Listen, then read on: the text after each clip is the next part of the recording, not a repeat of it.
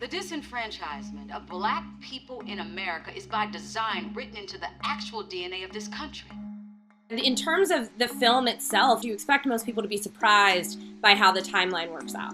It's so funny to see those reactions from the test audiences. Some folks that say, I knew what was going on from the first quote on the screen. I'm like, okay. They did. And then others who, figured out later than we thought they would. But it was important in that first act to kind of ground the viewer in that world, but also pepper some Easter eggs throughout. The movie is very different, obviously, on a second watch.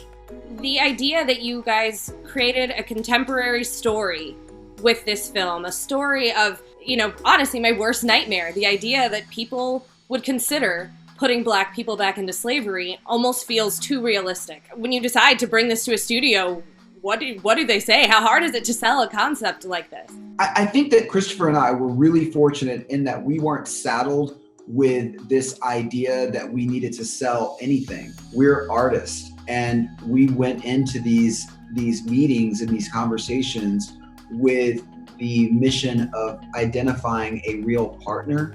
We knew that people would want to get into business with us and tell these sorts of stories, but maybe not in the way that we intended. And so what we were really looking for was that partner that was willing to go the distance.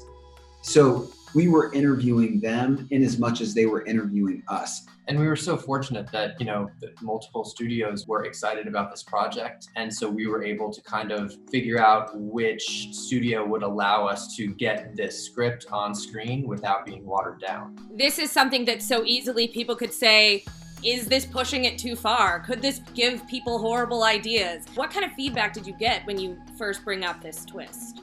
Look, I think that we are in this place where art is being policed in such a way that the potency of the medicine that needs to be delivered is being greatly diluted. Good art, our art, is meant to activate and trigger. I would prefer that you be triggered within the safety of your own home and activated into action than for this to happen in reality and for us to continue to live in an open air shooting gallery. This is a warning. Antebellum, the definition of antebellum means a war, a civil war that happened in America.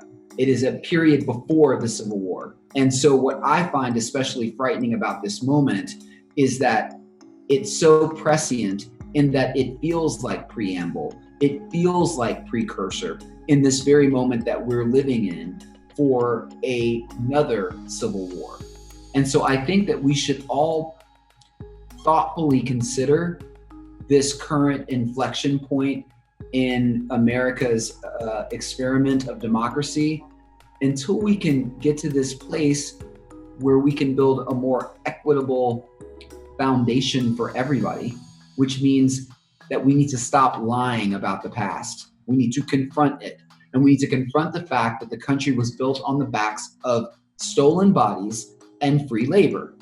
And when we can do that, then we have the opportunity to go in and have really meaningful conversations about what do we do next to dismantle and burn down that scaffolding that continues to support this gross inequity. Because what is unequal for you and me is destined to become unequal for everybody.